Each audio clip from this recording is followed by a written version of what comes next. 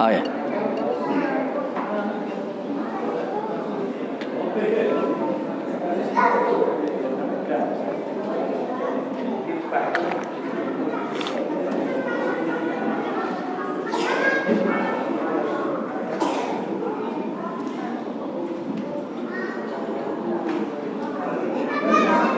Bismillahirrahmanirrahim.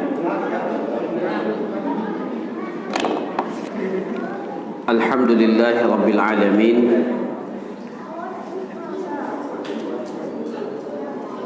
Wa bihi nasta'in ala umuri dunya waddin. Wassalatu wassalam ala man la nabiyya ba'dah wa ala alihi wa sahbihi ajma'in. Amma ba'du. Hadirin hadirat jamaah salat maghrib yang dirahmati oleh Allah Subhanahu wa taala. Alhamdulillah, kita bersyukur dan memuji kepada Allah Azza wa Jalla yang masih memberikan kepada kita kesempatan, kesehatan, sehingga kita dapat memaksimalkan ketaatan kita kepada Allah Subhanahu wa taala. Pada malam hari ini kita kembali duduk di dalam majlis ini melanjutkan kajian rutin kita, kajian fiqhul usrah, fikih keluarga, yang pada malam hari ini insyaallah tema atau judul yang kita angkat dari kitab Fiqhul Muyassar ini adalah bab yang ke-10 terkait dengan fil hadanati wa ahkamiha. Persoalan hadanah, yaitu pengasuhan anak, pengasuhan anak. Apa itu hadanah? Apa hukumnya dan bagaimana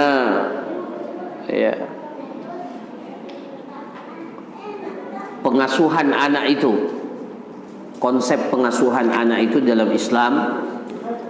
Apa saja syarat bagi seorang yang diamanahkan untuk memberikan pengasuhan kepada anak itu,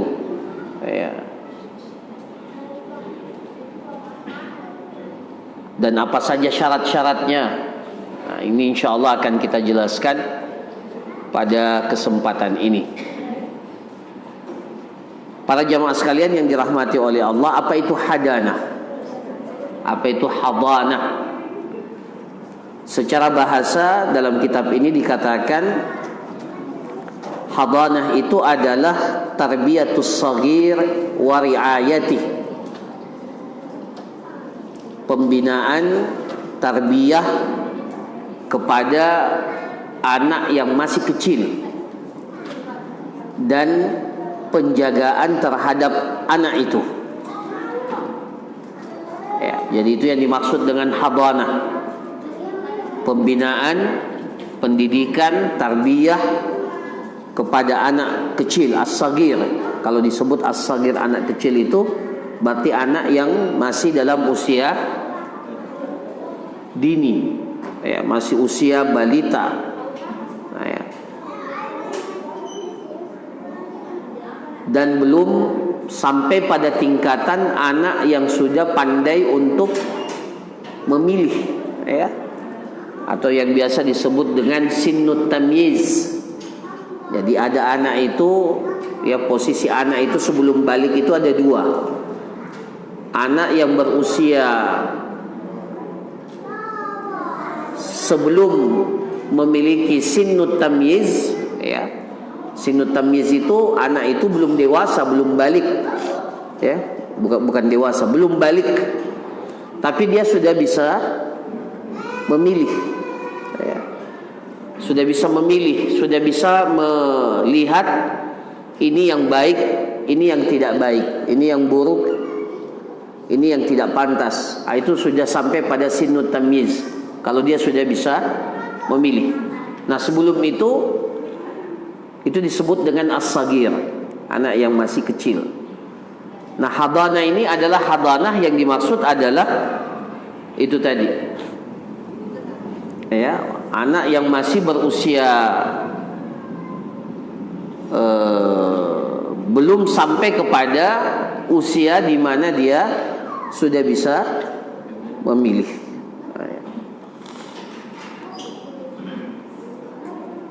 Kata hadanah ini berasal dari kata al-hadan, ya, yang berarti al-jamb, ya, al-jamb, ya, pundak, ya, punggung seseorang, ya, dalam bahasa Arab. Kenapa? Karena yang memelihara anak itu dan yang menyantuni anak itu terkadang mendekap anak itu ke dalam tubuhnya, sehingga dikatakan hadan. Hadan itu artinya adalah punggung kita, pundak kita, ya. Adapun secara istilah, ya, orangnya disebut apa? Al-hadin atau al-hadinah. Kalau laki-laki namanya al-hadin, kalau wanita namanya al-hadinah. Orang yang memelihara anak kecil, yang mengayomi anak kecil, ya, yang memiliki hak untuk memelihara anak kecil itu. Adapun secara syar'i, ya, apa itu hadanah?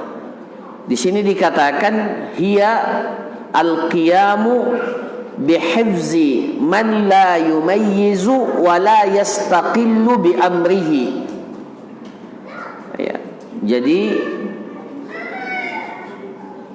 sebuah usaha, ya, tugas, ya, usaha dan tugas untuk menjaga anak yang belum sampai kepada usia tamyiz, ya.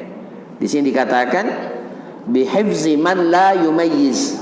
Jadi sebuah tugas amanah, ya, yang diberikan kepada seseorang untuk memberikan pengayoman, pemeliharaan, pembinaan, tarbiyah kepada anak yang belum sampai kepada usia tamyiz, la yumayyiz, ya, yang belum bisa memilih.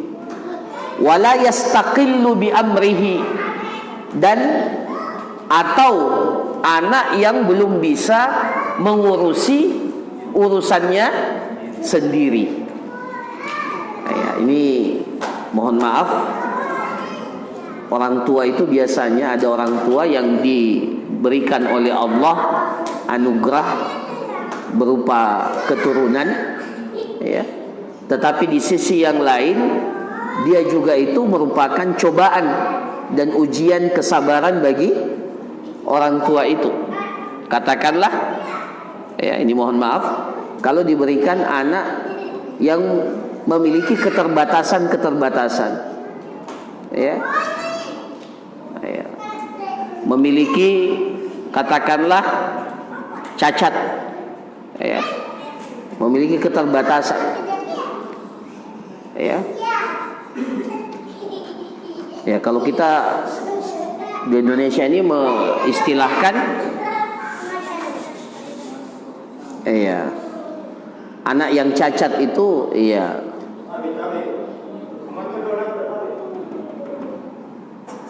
iya, anak yang cacat itu, iya, cacat, ya. Kalau di Malaysia, masya Allah, lebih bagus penyebutannya, disebut OI, orang istimewa. Iya. Kalau kita orang yang berkebutuhan khusus, ya. Iya. Nah, itu lebih soft, lebih bagus penyebutan itu dibanding kalau dikatakan cacat. Ya. Karena tidak ada anak, bahkan tidak ada orang tua mau anaknya itu lahir dalam keadaan memiliki kekurangan. Maka selain dia anugerah, maka di sisi yang lain anak itu merupakan ujian bagi orang tuanya, terutama ujian kesabaran. Nah, anak-anak yang seperti ini memang harus ada habanahnya, harus ada orang yang memberikan perhatian khusus. Nah, dalam Islam itu disebut habanah. Jadi meskipun dia bahkan sebagian sudah sampai pada usia balik, tapi karena keterbatasan yang dia miliki, ya, sampai makannya pun, ya, dan seterusnya itu masih harus diayomi, dibantu.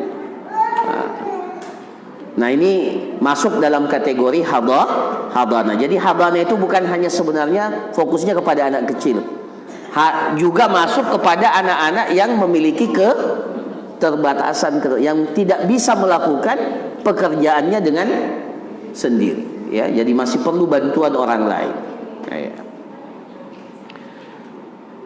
Kemudian apa? Wa tarbiyatuhu bima yasluhuhu badaniyan wa ma'nawiyan.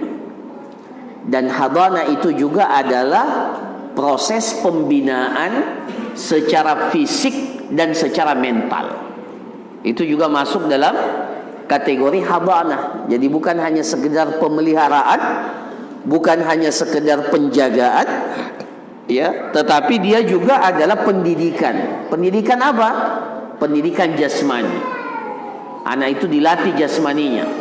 Kemudian apa lagi? Maknawi, secara maknawi, mentalnya, ya, mentalnya, karakternya, ya, itu juga harus menjadi unsur penting dalam pembinaan. Maka seorang yang diamanahkan untuk mengayomi atau diberikan hak untuk mengasuh anak, ya, itu dilihat dari semua unsur ini, ya.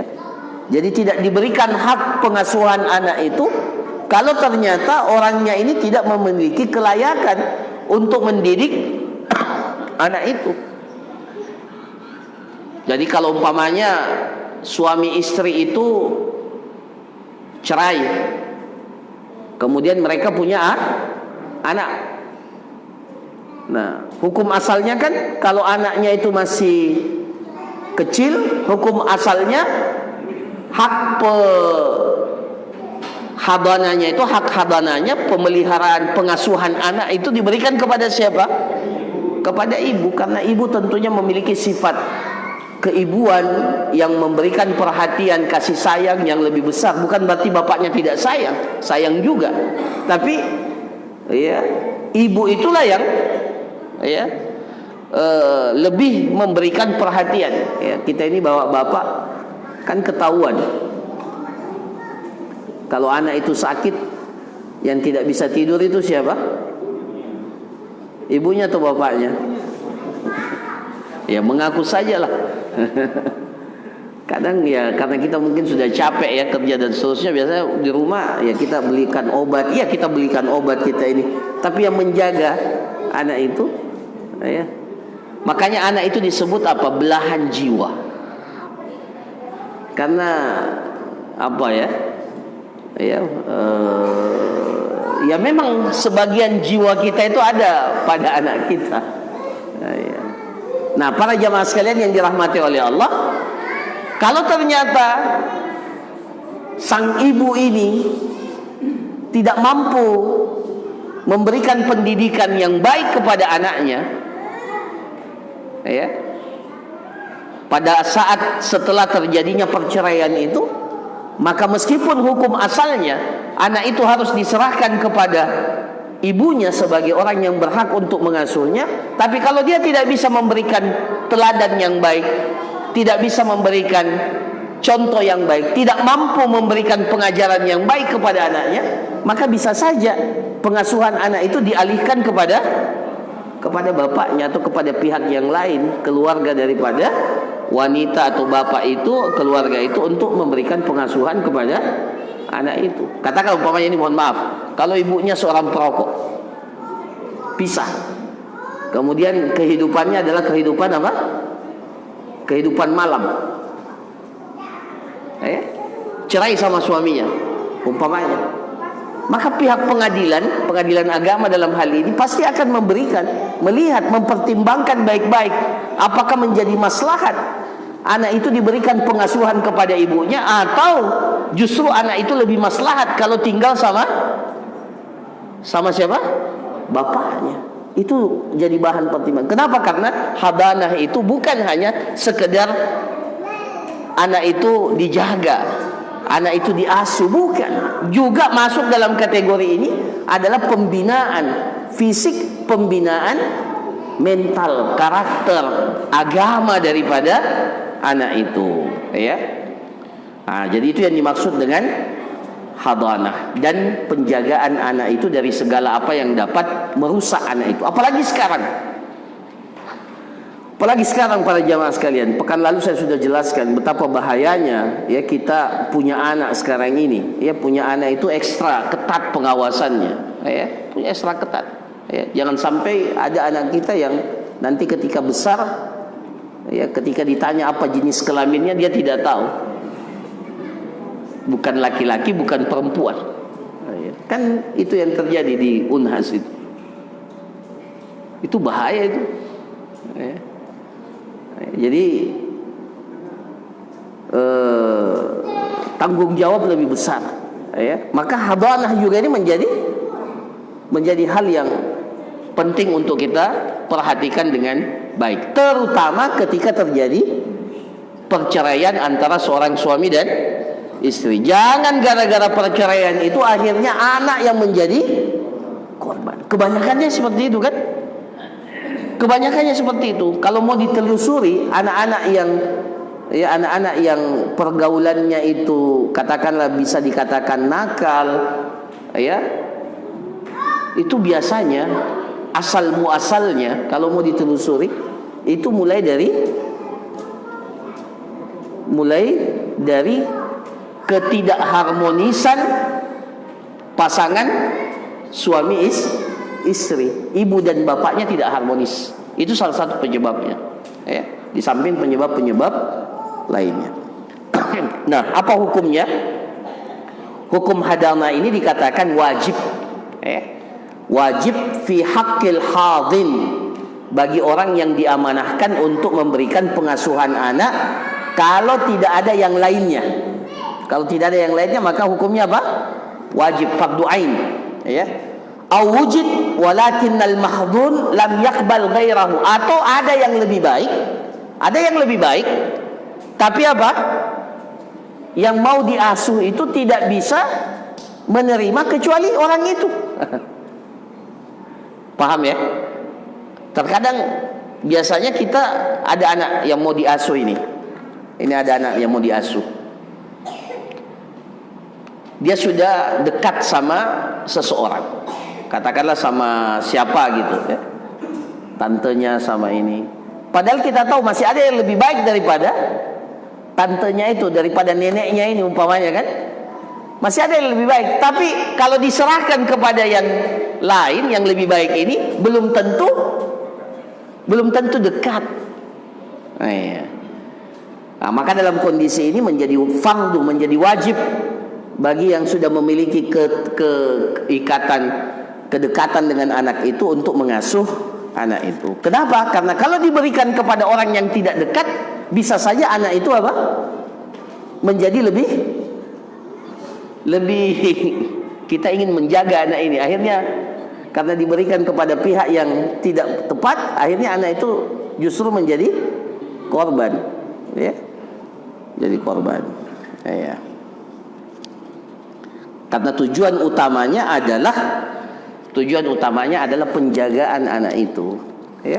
Maka memang dipilih orang yang dekat. Nah, maka hukumnya wajib bagi yang diberikan amanah dan memiliki kedekatan. Nah, hadanah ini menjadi hak siapa? Ini pertanyaan berikutnya. Ini hadanah haknya siapa? Atau diberikan kepada siapa? Di sini dikatakan al-hadanah takunu lin nisa walil rijal minal mustahiqina laha. Hak asuh itu diberikan kepada setiap laki-laki, kepada setiap wanita yang memiliki hak atas anak itu.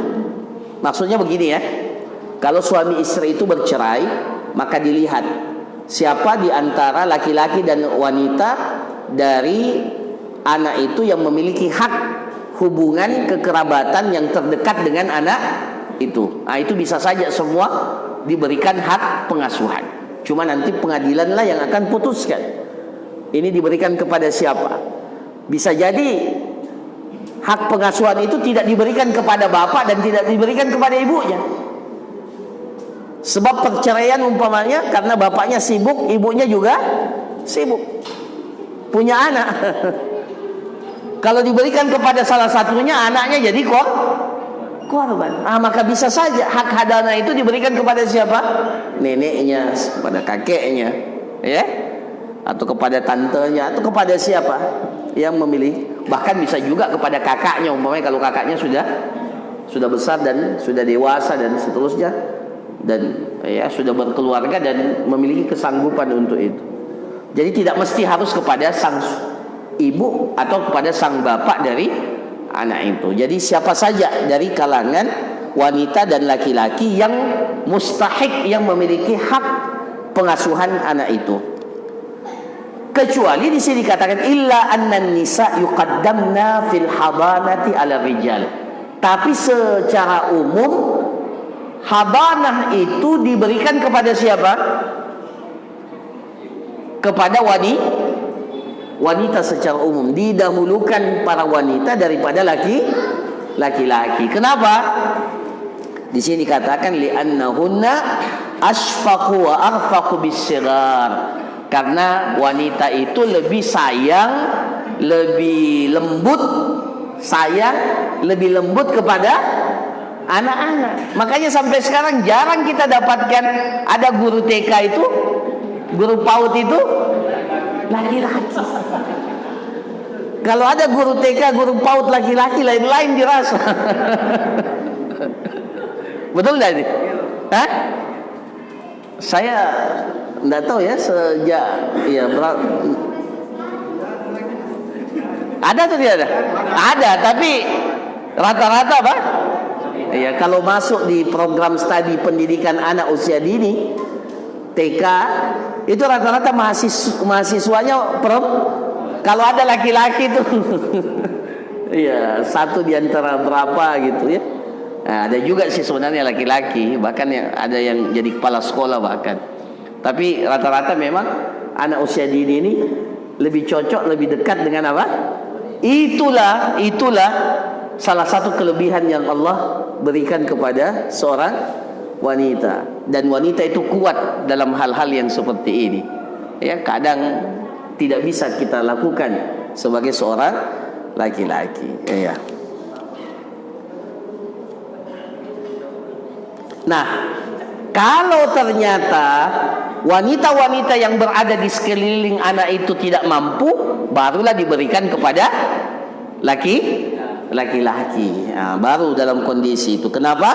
Karena laki-laki juga memiliki kemampuan untuk penjagaan. Meskipun dari sisi rasa sayang, rasa kasihan, kelembutan itu berbeda dengan wanita, tapi laki-laki juga memiliki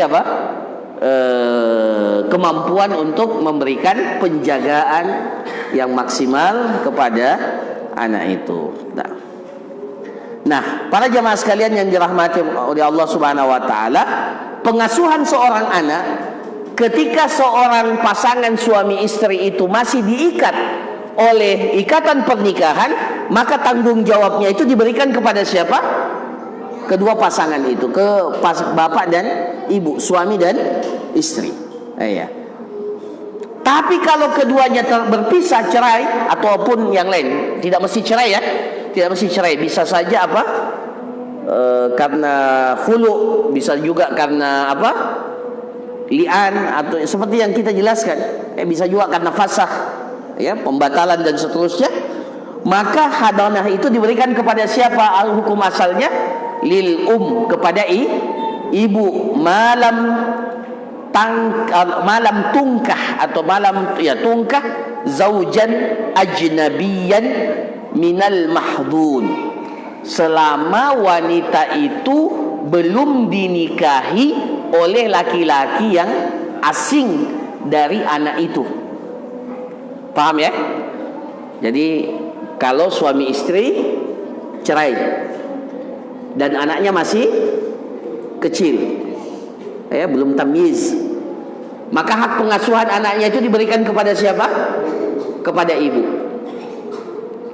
Tapi kalau setelah selesai masa iddahnya, ibu ini menikah, wanita ini menikah, ibu anak ini menikah dengan laki-laki ajnabi, laki-laki asing yang tidak dikenal oleh anak itu, maka hak pengasuhan itu tidak lagi boleh diberikan kepada ibu itu. Kenapa? Maksudnya kalau wanita itu menikah dengan apa? Laki-laki asing yang tidak dikenal oleh. Tapi kalau wanita itu menikah dengan adiknya mantan suami, umpamanya, iya. Dan anak itu kenal ya sama siapa? Sama omnya ini, iya. Yang akhirnya menjadi apa? Bapak tiri berarti ya. Boleh tidak tetap diberikan kepada ibu itu? Ya, hukum asalnya boleh. Kenapa? Karena laki-laki itu tidak asing, ya, bukan laki-laki asing.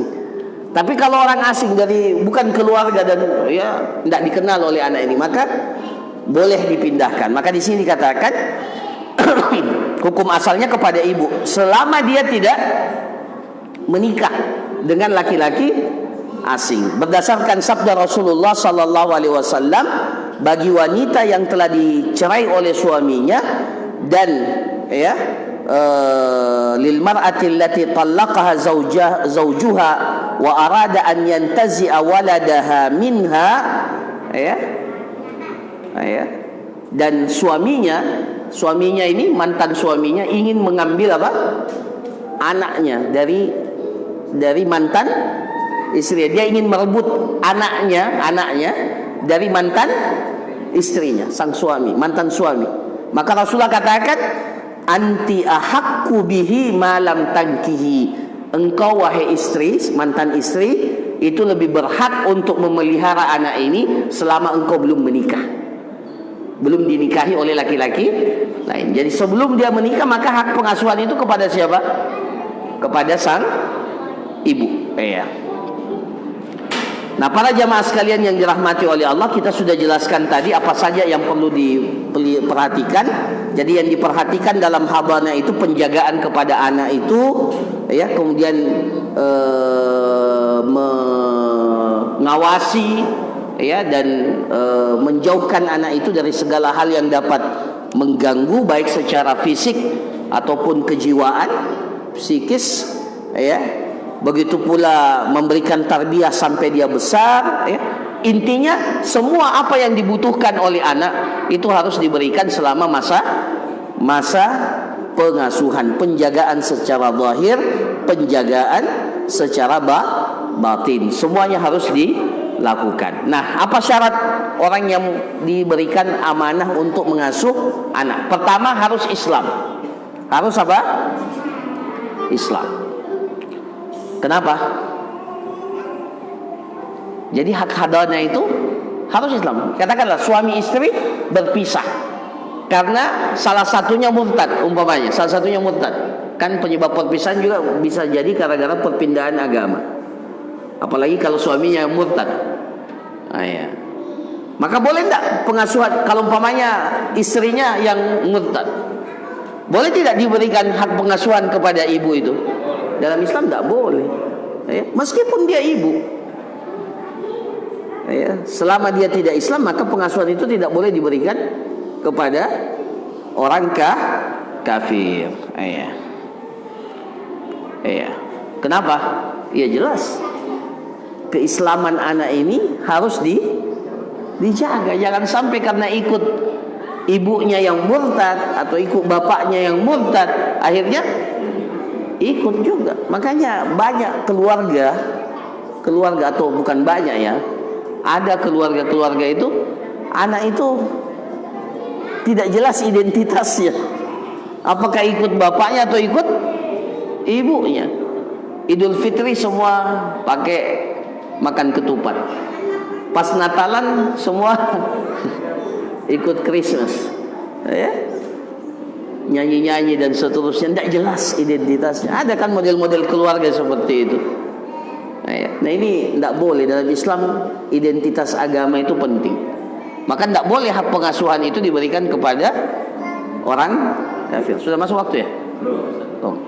Kemudian yang kedua, orang yang diberi pengasuhan itu harus balik dan berakal. Itu syaratnya. Tidak boleh, umpamanya ini, mohon maaf, kalau ibunya mengalami gangguan jiwa, maka meskipun ibunya, jangan diberikan pengasuhan itu kepada ibunya. Ya salah besar. Ya, jangan sampai anaknya harus dipelihara, akhirnya dia buang anak itu. Ya, karena kita salah dalam memberikan. Jadi harus balik, harus berakal. Kemudian yang ketiga, memiliki sifat amanah dan memiliki penjagaan diri yang baik. Amanah dalam agama ya. Maksudnya amanah dalam agama itu tidak boleh anak itu diberikan kepada orang-orang fasik. Ya, ibunya jelas-jelas, umpamanya ini, mohon maaf, ibunya jelas-jelas senang dengan kehidupan malam. Ya, kehidupan malam, kerjanya keluar malam, ya.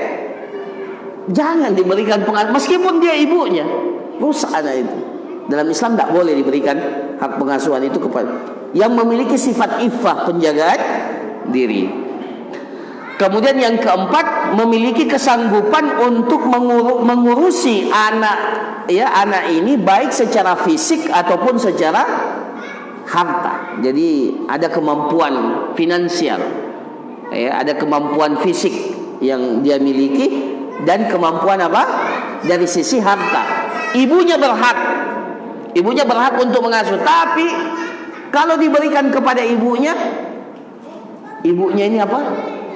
Miskin, tidak punya apa-apa. Bagaimana mau diberikan? Untuk beli makanan saja susah. Kan kalau sudah pisah suami istri, sang suami ini tidak bisa lagi menafkahi istrinya. Dia cuma bisa menafkahi anaknya. Tapi menafkahi anaknya juga sulit, kecuali anak itu sama suaminya. Maka bisa saja dalam kondisi seperti itu, hak pengasuhan itu tidak diberikan kepada istri, atau sebaliknya, ya. Kemudian yang keenam atau yang kelima, bahwa orang yang diberikan hak pengasuhan itu tidak boleh memiliki penyakit menular. Ya. Betul ya? Ya, kenapa? Karena jangan sampai dia yang diberikan hak asuh tapi ternyata justru mewariskan penyakit kepada sang anak yang harus dijaga kesehatannya. Nah itu diantara, coba bayangkan sampai para ulama memikirkan hal-hal yang seperti ini. Nah, ya. Jadi tidak boleh penyakit yang menular. Apalagi kalau pecandu narkoba. Nah, ya. Kalau narkobanya nasi konrobayau bagus. Tapi kalau narkoba nah, ya. Nah, ya. Bahaya, tidak boleh diberikan pengasuhan itu kepada.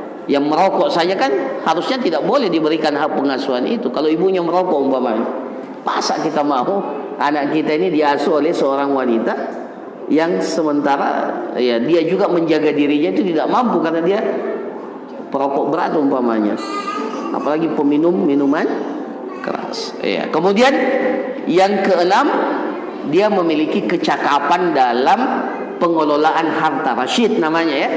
Dia memiliki kecakapan dalam mengelola harta. Dia punya harta. Ada orang punya harta tapi tidak cakap mengelola harta itu. Maka tidak boleh diberikan pengasuhan itu kepada orang yang seperti itu. Kemudian orang yang diberikan amanah pengasuhan itu harus berstatus merdeka, bukan budak. Alhamdulillah ini agak ya, kalau kita kan tidak ada ya sekarang ya. Nah, tapi para ulama sudah sebutkan kenapa? Karena budak itu akan disibukkan berkhidmat kepada apa? Kepada tuannya. Nah, ini syarat-syarat yang umum bagi laki-laki dan bagi wanita. Untuk wanita ditambah lagi satu persyaratan. Apa itu? Selama dia belum menikah. Kalau bagi wanita, selama dia belum menikah dengan laki-laki asing, ya, yang tidak dikenal oleh anak itu. Iya. Nah, ini para jamaah sekalian yang dirahmati oleh Allah. Nah, sekarang ada beberapa hukum, ya, yang berkaitan dengan persoalan pengasuhan anak. Ini disebutkan dalam kitab ini.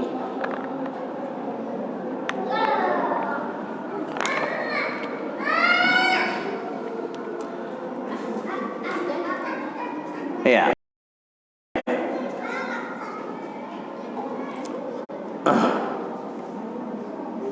Apabila, ya, suami istri yang sudah bercerai, ya, suami istri yang sudah bercerai, kemudian salah satu dari keduanya yang diberikan hak pengasuhan anak, kan bisa saja pengasuhan anak itu asalnya kepada istri, tapi bisa saja kepada suami. Tapi yang diberikan pengasuhan anak itu adalah seseorang yang ingin melakukan perjalanan jauh,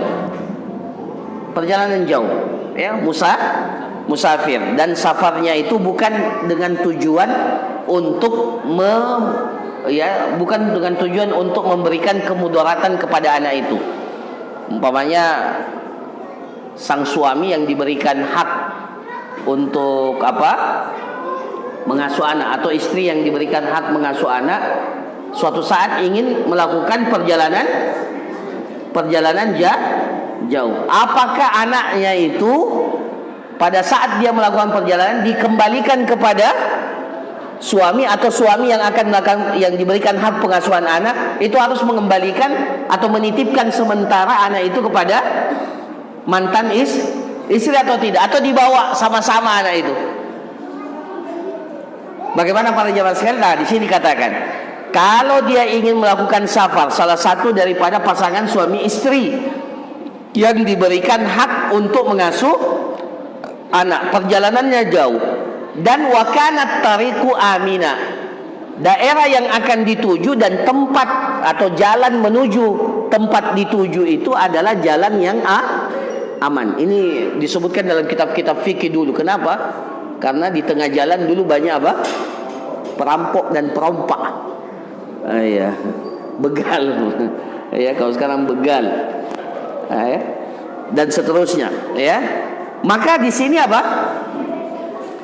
di sini al-ab, bapak, ya, bapak dari anak itu lebih berhak untuk memberikan penjagaan, pengawasan kepada anak itu, baik bapak itu musafir berstatus sebagai orang yang akan pergi, atau bapak itu berstatus sebagai mukim. Ya. Kenapa? Karena dia li'annahu huwa alladhi, ya, yaqumu bi ta'dibil walad wal muhafadha alaih. Karena dialah yang akan memberikan adab, ya, pelajaran adab kepada anak itu, dan akan memberikan penjagaan kepada anak itu. Kalau ayahnya jauh, maka bisa saja anak itu akan tersia-siakan. Paham, ya? Paham tidak ini? Jadi kalau ada, ya, salah seorang daripada kedua orang tua daripada anak ini akan musafir, perjalanannya sangat jauh, sementara jalan menuju tempat itu aman, tidak ada masalah, aman. Jadi kalau bapaknya yang diberikan hak pengasuhan anak, apakah dia perlu mengembalikan anak itu kepada istrinya? Saya ini mau pergi jauh. Tidak perlu. Dia tetap boleh membawa anak itu, meskipun dia dia boleh tetap membawa anak itu bersamanya dalam perjalanan. Paham, ya? Ya. Nah, maka yang paling berhak di sini adalah bapak, ya. Kalau ibunya yang akan pergi perjalanan jauh, maka apa yang terjadi? Sang ibu harus menitipkan anak itu sementara waktu selama antara dia melakukan perjalanan itu kepada bapaknya, Iya. Itu yang pertama. Kemudian kalau perjalanannya itu tujuannya dekat, ya, tujuannya dekat. Yang dekat itu bagaimana menentukan ini perjalanan dekat, perjalanan jauh? Kalau perjalanan jauh kata para ulama adalah perjalanan yang dengannya kita ini sudah diperbolehkan untuk mengqasar salat. Berarti kalau perjalanan dekat adalah perjalanan yang tidak dibolehkan kita mengqasar salat.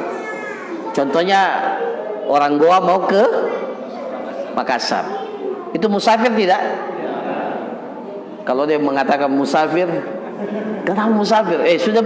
Sudah apa?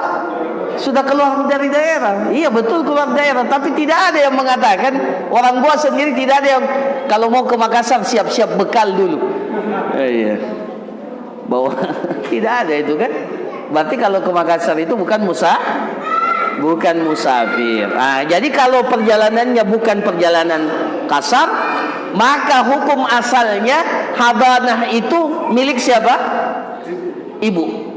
Baik dia musafir atau dia yang mukim. Ya, baik dia musafir atau dia yang mukim. Ya, jadi kalau dia yang musafir boleh dia bawa anaknya. Kalau dia yang mukim ya otomatis dia yang menjaga anak itu. Ya. Nah, tapi kalau perjalanannya jauh dan ada hajat dan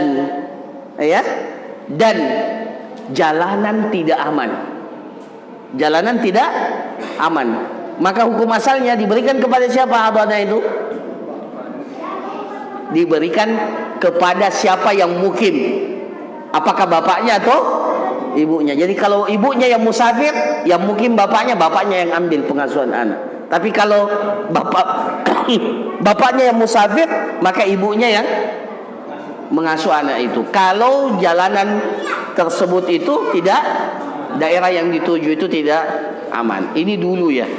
Ya meskipun juga sekarang ya masih berlaku. Nah, para jamaah sekalian, ini singkat saja. Sudah masuk ya waktu ya. Atau yang ini yang terakhir saja. Saya di sini katakan masa pengasuhan anak itu berhenti pada usia berapa tahun? 7 tahun. Jadi masa pengasuhan itu berhenti pada usia 7 tahun. Ketika anak itu 7 tahun, ya, maka kalau dia laki-laki, kalau anak itu laki-laki, dilihat juga anak itu laki-laki, maka ketika dia berumur 7 tahun, maka disuruh untuk memilih. Anak ini sudah 7 tahun dan dia laki-laki, maka apa? Suruh memilih. Apa dalilnya? Ya gulam, kata Rasul, ya gulam, hada abuka wa hada ummuka, fakhud biyadi ayyihima syi'ti. Ini bapakmu, Rasulullah katakan ya kepada anak yang sudah 7 tahun, ini bapakmu, ini ibumu, maka pegang tangannya siapa yang engkau mau. Ya, maka dalam riwayat itu anak itu memegang tangan ibunya, maka hak pengasuhan setelahnya itu diberikan kepada ibu. Ya. Tapi kadang Rasulullah juga suruh memilih. Wa qada bit takhir aidan, ya. Begitu pula sahabat Umar dan Ali, ya. Ya. Jadi kalau dia sudah berusia 7 tahun, maka disuruh untuk memilih. Ya.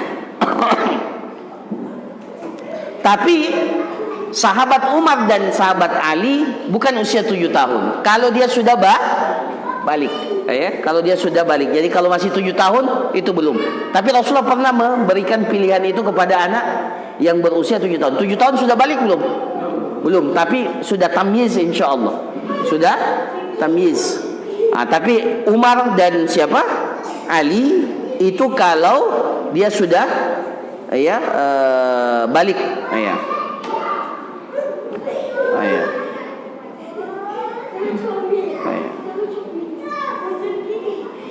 Nah,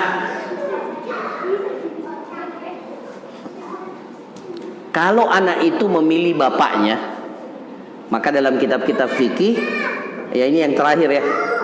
Kalau anak itu memilih bapaknya, ya, maka anak itu bersama, ya, dengan bapaknya itu siang dan malam. Ya, jadi, ya. Dan kalau dia mau ingin menziarahi ibunya, maka bapaknya tidak boleh melarang. Tapi hukum asalnya dia tinggal sama bapaknya siang dan malam. Tapi kalau dia memilih ibunya, ini anak laki-laki. Kita belum bicara anak perempuan. Anak laki-laki kalau sudah 7 tahun atau sudah balik kan disuruh memilih. Ternyata dia pilih bapaknya, maka anak itu selamanya tinggal sama bapaknya siang dan malam. Tapi kalau anak itu ingin menziarahi ibunya, maka bapaknya tidak boleh melarang. Tidak boleh dia katakan, tidak boleh kamu ke ibumu. Tidak boleh. Ya. Ya. Nah, tapi kalau dia memilih untuk tinggal bersama ibunya, maka dalam kitab-kitab fikih dikatakan dia bersama dengan ibunya. Wa in ikhtara ummahu sara indaha lailan. Tapi kalau siangnya itu bersama bapak. Kenapa? Karena ya pendidikan itu lebih kuat biasanya di bapak. Maka siangnya itu harus sama bapak supaya bapak bisa mengajarkan apa-apa yang patut diajarkan kepada anaknya. Kecuali kalau bapaknya juga sibuk, tidak ada kesempatan, maka siangnya itu harus diberikan pelajaran. Bapaknya harus sewa guru itu, ya, anaknya harus disekolahkan siang hari. Ya. Nah, kalau perempuan, ya, kalau dia sudah mencapai usia 7 tahun, ya, disuruh memilih atau tidak? Hah? Tidak lagi disuruh untuk memilih. Anak perempuan itu harus ikut sama, Masya Allah, sama bapaknya. Ya, cukup sudah ibunya selama berapa? Sampai 7 tahun. Setelahnya menjadi wilayah dan amanah untuk bapaknya. Ya, jadi hati-hati. Kalau terjadi perceraian, kalau anak perempuan 7 tahun itu ikut sama siapa? Ikut sama bapak. Tidak lagi disuruh pilih, mana kau pilih, bapak atau ibu? Tidak. Kamu ikut bapak. Kenapa? Ya, karena bapaklah yang memberikan penjagaan yang lebih maksimal, ya, dan memberikan dan bapak nanti inilah yang akan berfungsi sebagai apa? Wali bagi anak wanita ini, ya, karena sebentar lagi anak wanita itu akan balik dan sebentar lagi dia akan dinikahkan dengan laki-laki yang lain. Ya. Nah, jadi itu bedanya ya. Coba lihat, Islam itu mengatur sampai sedemikian ketat agar anak-anak kita itu dijaga dengan sebaik-baiknya. Ya, jadi penjagaan anak itu bukan hak mutlak seorang wanita. Bahkan dalam kondisi tertentu justru penjagaan anak itu bapaklah yang lebih berhak memberikan pengasuhan kepada anak itu. Ini dalam kondisi-kondisi netral, dalam kondisi-kondisi normal. Tapi dalam kondisi-kondisi khusus tentunya nanti pengadilan yang lihat biasanya mana yang lebih berhak untuk memberikan pengasuhan pada anak. Saya kira demikian para jamaah sekalian. Waduh, sudah masuk waktu. Iya, silakan.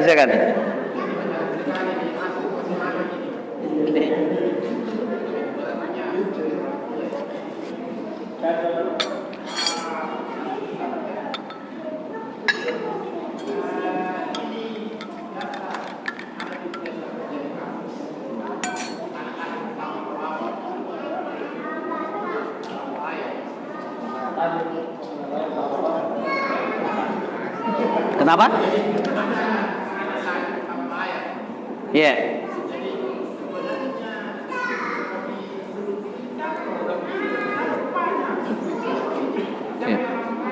Iya.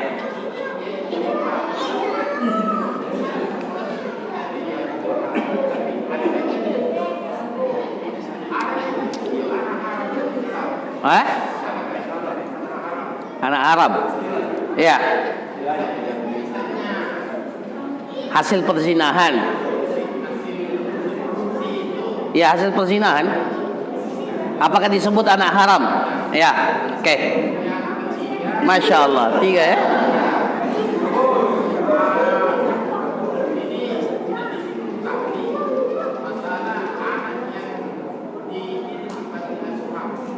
Ya.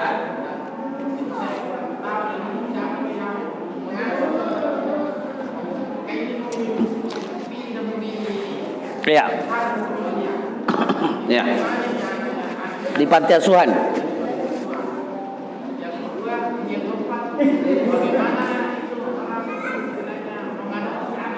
Ya. Ya. Cukup nyumpahmu. Yang pertama saya sudah lupa tadi. Yang pertama apa? Anak tanpa lahir tanpa bapak. Sebenarnya ada bapaknya, cuma tidak sah. Tidak sah bapaknya. Maka anak yang seperti ini otomatis menjadi wilayah daripada ibunya. Jadi semuanya itu diurusi oleh ibunya. Al-waladu lil firash. Karena Rasulullah katakan anak yang lahir itu diikutkan kepada siapa yang berada di atas ranjang. Siapa yang ada di atas ranjang itu?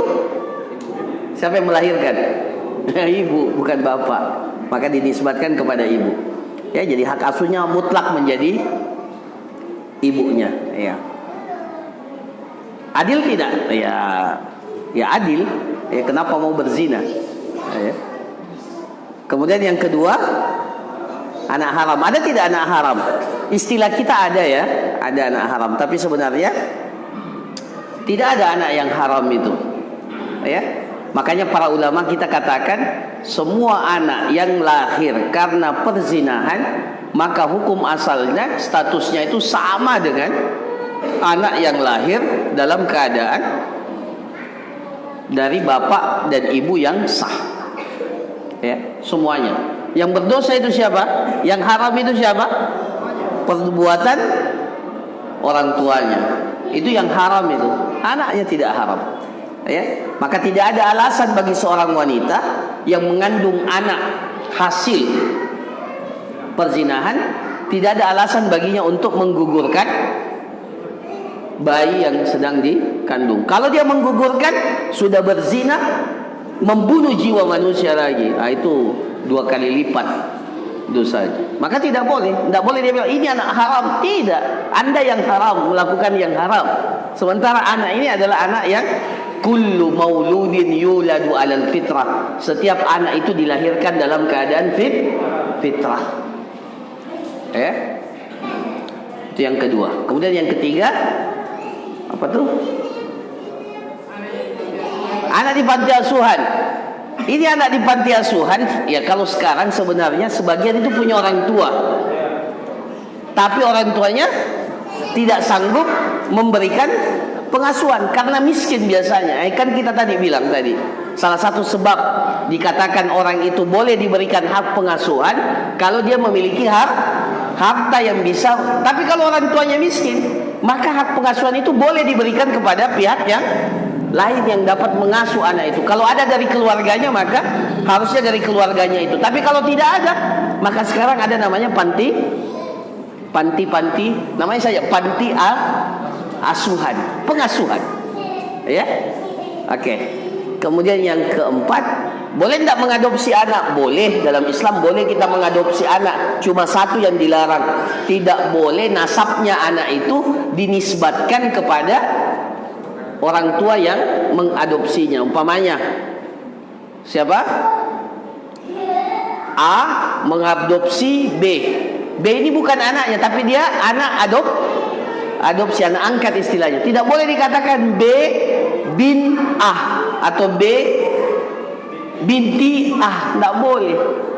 Harus tetap dinasabkan kepada bapaknya kalau diketahui. Tapi kalau tidak boleh dinasabkan. Biar bagaimanapun, tidak boleh. Itu haram hukumnya. Jadi boleh adopsi anak, bahkan dapat pahala yang luar biasa. Tapi satu saja yang dilarang, tidak boleh dinisbatkan kepada bapak yang bukan bapak biologisnya. Nah, itu saja.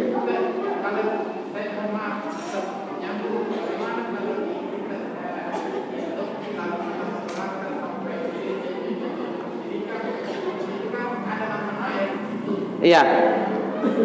Iya, kalau secara administrasi ya mungkin kalau diperlukan dan tidak diketahui bapaknya, siapa bapaknya, dan anak itu butuh kejelasan, tapi jangan disebut bapak, disebut wali. Ya, disebut apa? Wali. Jangan dibilang anak dari, kalau anak ya bapak, enggak boleh. Ya. Nah, makanya ya peraturan itu harus jelas juga ininya. Jadi sampai nanti kalau ini, mohon maaf ya, kalau yang diadopsi itu anak perempuan, setelah besar